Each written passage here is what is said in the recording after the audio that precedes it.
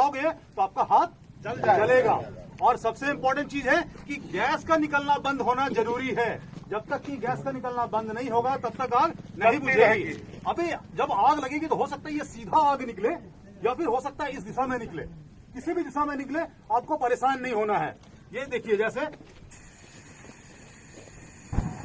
अभी ये आपका आग लग गया, आपको परेशान होने की जरूरत नहीं है।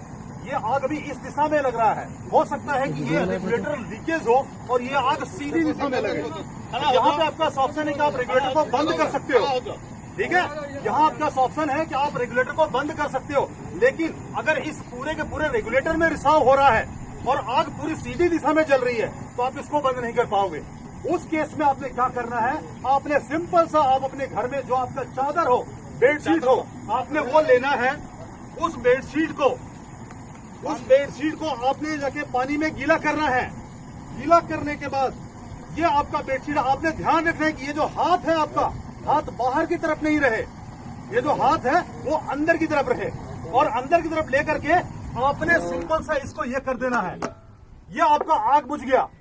अभी आपका आग बुझा है, रेगुलेटर बंद नहीं हुआ है। अभी आपने इसका रेगुलेटर भी यहां से बंद कर देना है, ठीक है। ये आपकी एलपीजी से सुरक्षा आपकी हो गई। एक बार और इसको दोहराते हैं, ठीक है।